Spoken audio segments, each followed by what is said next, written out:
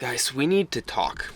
If anybody says to you that they're a six-figure Amazon seller and then tries to use that as a reason to sell you something, you need to run the other way. I know that because I am a six-figure Amazon seller. My first sale on Amazon was on September 3rd of 2020, and only 338 days later, so not even a full year, on August 7th, 2021, I had $100,290.01 in overall product sales. This was pulled directly from my Amazon Seller Central, and I am so rich now that I have to live in a van. Kind of kidding. Luckily, we choose to live in here, and it's not one of those live in a van down with the river kind of situations. But this $100,000 of Amazon sales in no way made me wealthy. In fact, I didn't even work full-time to get here. And it's likely not even enough for this to be a full-time income source for anybody. That's why I'm always so big on diversifying your income sources. But I've spent the past hour or two actually compiling all the numbers from this business, going back all the way to when I started in 2020 to look at my accounting. That way we can go into everything that goes into selling $100,000 on Amazon. You can see what the actual profits might look like and why people who are flaunting that they're six-figure Amazon sellers might have ulterior motives. Now, real quickly before we get into the numbers, I'm not saying that everybody who says that they're a six-figure seller has ulterior motives or is a bad person. One emblematic example of that is Warner over at Fields of Profit. Every time he opens his video, he says, "Hey, I'm Warner Fields. I'm a full-time six-figure." I think he says mid-six-figure Amazon seller, but his main objective isn't to sell you something by saying that, and he'll provide a lot of value in his videos as well as receipts to show that he's a six-figure Amazon seller, and I think he does six figures of profit, not six figures of sales, which is a big difference. So be like Warner. But let's real quick grab the whiteboard and some expo markers and go over every single number that I could think of that goes into this $100,000 of Amazon sales. I'm going to keep a lot of the really important numbers at the top here, but everything underneath this line we're going to have to erase a couple times because there are so many numbers that we're going to have to go through so we can see what actually being a six-figure seller on Amazon turns into in terms of dollars of profit at the end of the day. Some interesting things right off the bat are just going to be the sales, which obviously is an important number, so we put it up there. $100,290.01. That's on 7,394 orders, which is actually 8,540 units, which means that on average, people ordered 1.15 units from me when they bought on Amazon. If you've never thought about this before and turned six-figure Amazon selling into a daily figure, this might surprise you, but if you've done the math, you'd know that these daily sales, it's only 338 days, so this number is even higher than what it would be if we waited a whole year, was only $296.72 over that 338-day period, meaning that you don't even need to sell $300 a day to be a six-figure seller on Amazon. And that's a number that is very, very achievable. I achieved that in my first couple of months selling, and I was on track to be a six-figure seller from the very beginning of my Amazon career. The next interesting thing is the refunds and reimbursements. Over the course of this $100,000 of sales, we had $3,553.88 of refunds, which amounts to 3.54% of overall sales. But from that, there were a lot of reimbursements, not only from people sending stuff back that wasn't fulfillable, and Amazon took the blame sometimes they lost stuff at the warehouse, sometimes they didn't find a shipment, and they had to reimburse me. And so I got $1,425.65 worth of reimbursements from Amazon over this time as well. Those numbers are more just interesting than anything, but they do give you an idea of how many refunds you should expect. If you're selling similar categories to me, if you're doing apparel, it's probably gonna be higher, but I do a lot of sports and outdoors, and I have a video all about the categories that I do if you're interested in checking that out. All right, now for the sexy part, fees. And as you can see, there are a lot of them. I'm gonna go over what each of them are individually, but I do have the total breakdowns from each of the categories here. The Amazon selling fees were $14,925.22. That comes from the referral fees, which I think they charge on every single item. And then the closing fee, I'm not exactly sure what that one is, but it's 666 right there, so it's probably from the devil. I don't know. FBA transaction fees are $27,501.78. These fees are so freaking much, but when you're talking about $100,000 of sales, kind of makes sense.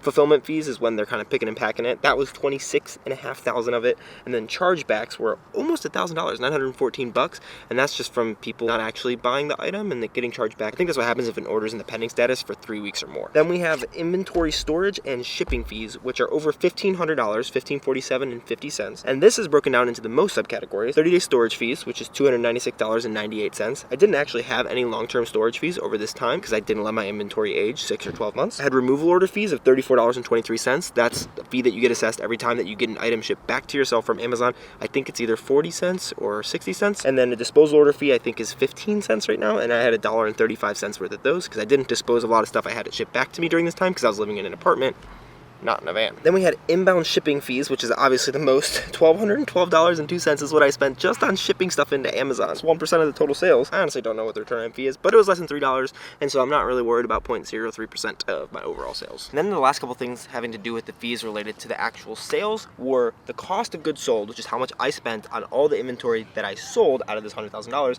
and that's $31,344.98. So about 31% of the overall sales is what I spent on that inventory But because I still had inventory at Amazon, I wasn't able to check and see exactly how much that was because I'm not exactly sure how I would do that. But I have inventory at Amazon of about $3,500 because that's consistently what I had before I left in my van.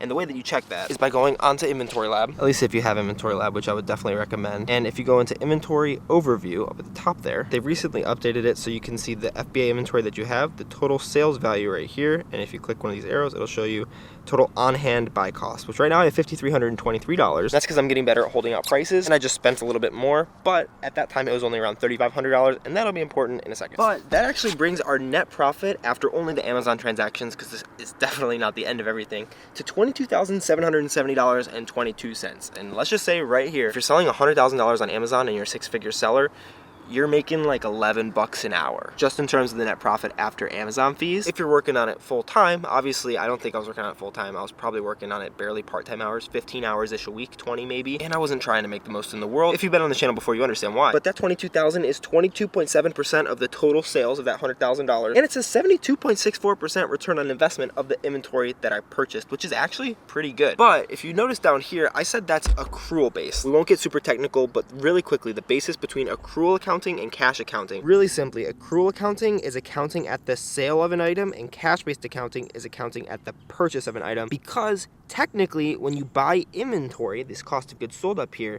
it's not actually an expense until you sell it, which is why it's called cost of goods sold, not just cost of goods. Because if you do accrual-based accounting, which you're not required to do unless you have millions in sales, and on your balance sheet of your business, your inventory is still an asset, so it's technically not an expense until it's actually sold. But luckily for smaller businesses like me, where I don't want to have to worry about only accounting for stuff when my stuff is sold, you can do cash-based accounting, which means when that money leaves your bank account or you pay it on your credit card, you can account for it as an expense. We won't be getting into all that in this video, but if you're interested in that, I'll definitely make a video on it because I'm a nerd and I don't mind explaining tax stuff. With that though, if you were to do it on a cash accounting basis, it's only 61.48% return on investment, because we would have to add back in that $3,500 of unsold inventory that we were talking about before. And if we add that to our cost of goods sold before we divide this number, our cost of goods sold number, it'll get us to 62% ROI, which still is really good. But the problem with that is once that inventory does sell, it'll essentially have an infinite return on investment. And so in terms of ROI, you really have to do accrual-based accounting and just take it based off of what's actually sold. But I think that'll come back up just one more time with us after we get to, just kidding. And this is why I put over $45,000 for my Amazon fees, because I forgot about one of the fees that I'd written on here, which is the Amazon Pro subscription, which for that whole amount of time was $439.89. Well, let's get into what we're actually going to talk about, which are the expenses that not a lot of people like to put into their profit numbers because it lowers your profit numbers and your return on investments. And those are the subscriptions, softwares, and supplies that you have to buy for your Amazon business. It took me way longer than I'd like to admit to actually go back through and find all these exact numbers for you guys today. We have first, how did that get there? Software and supplies and subscriptions. Our sourcing and shipping software was $701. For Inventory Lab, $539. Scout IQ, $162. Our repricing software was $276. For most of this time, I had Reprice It, and then I had Be Cool. And I do have videos for Inventory Lab if you're interested. All the softwares that I use, as well as a playlist showing how I switched from Reprice It to Be Cool. I do have a special affiliate link with Be Cool if you're interested in getting that program. If you need any of the softwares, definitely check out those videos after this one. For office supplies and shipping supplies, it was $737.36, $91.30 on tolls, and my mileage driven was 4,567 miles, which equates to a $2,557 write-off, because you can write off 56 cents per mile against your taxes when you file them. But that's not actually going to affect your cash flow very much, so I'll show you the totals of everything with the mileage write-off included, even though that's really more for tax purposes than it is actual cash flow purposes. We'll talk about the actual return on investment and profit,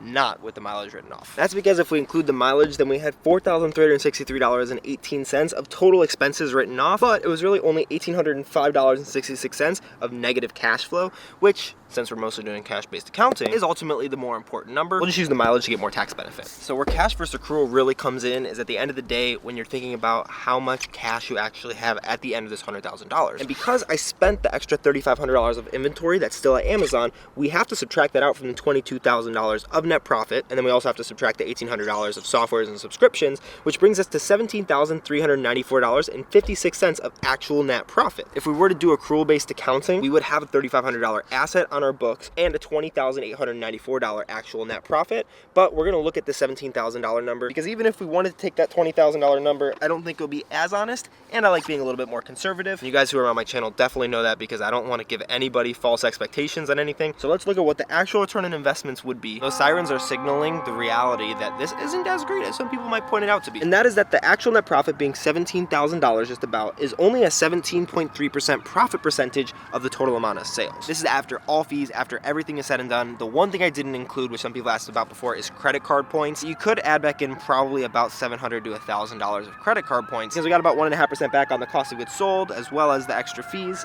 and we got some sign-up bonuses, but that's not super important. So overall, our return on investment was 55.49%. So for every dollar that we spent, we got back 55 cents after all fees and everything is said and done, and that's honestly not super bad. This is with retail arbitrage, which has normally the highest return on investment out of retail arbitrage, online arbitrage, wholesale, and private label. Those other ones, you're gonna end up with a lower return on investments more than likely. So if you're planning on mainly doing that, you might not even end up with $17,000 of profit on $100,000 worth of sales. But I do think that that's generally a reasonable estimation. And if we were to break that down in terms of monthly income, that's only $1,000 to $1,300 per month after taxes, because you will have to pay taxes on any money that you take out of the business. Essentially, all of the $17,000 of profit you're gonna have to be taxed on, which won't be taxed a lot, but you will have to pay self-employment tax as well as your effective income tax rate, which is why I only took $1,000 per month out of my Amazon business over the course of time where I made $100,000 of sales. Let me be honest, being a six-figure Amazon seller isn't necessarily all that some people will crack it up to be, but it's also a really good personal goal for you. And if that's something that you want to do, I say go for it, and you can definitely do it. I did this working like 6 days a month, barely even full part-time hours, but just because it's a really good personal goal for you to have doesn't mean that it's a good enough selling point for someone to sell you their product. And everything that you probably need to learn about Amazon can be found for free online, especially if you do a lot of digging. Those are so loud.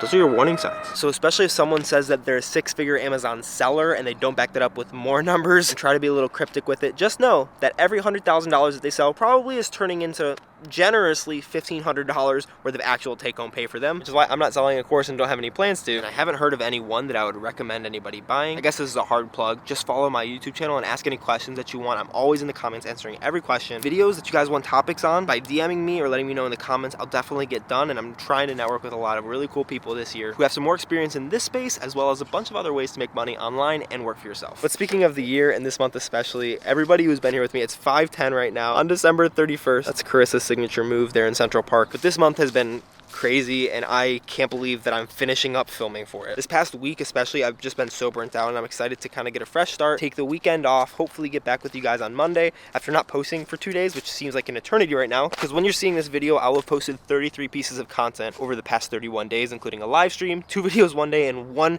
long form video every single other day, which some of you guys probably felt was too much, especially because I like to go in depth a little bit. But for everyone who started the month with me, and for like the 700 plus of you guys who I've picked up along the way, which is more than 30% growth, which is insane for this month. Thank you guys so much for supporting me and being here. I have a lot of really fun and interesting stuff planned for 2021, as this YouTube channel, which is what I started reselling in order to do, actually is growing to a point where it can be financially viable and hopefully really financially freeing for me over this next year, to where I don't have to do anything on Amazon if I don't want to, but I will definitely continue to do it because I know you guys like the content, and why would I not want an extra income source, especially if it's not going to take me a lot of time. I'm 100% sure that I'm not the only person that you're watching on YouTube, but if I've learned anything this month, it's that consistency definitely pays off, but also you need to take a break. I really felt that over these past couple weeks and just push through because I felt like I needed to, and I'm really glad that I did. I'm really happy that I will have achieved this uploading every day for 31 days because I tried to do it once before, wasn't able to make it happen, and I just really needed to prove to myself that I can work in the van. So whether your goal is being a six-figure Amazon seller, or starting a profitable YouTube channel, or starting your own business that's not even related to these things, be consistent towards it, but don't burn out like I did this month,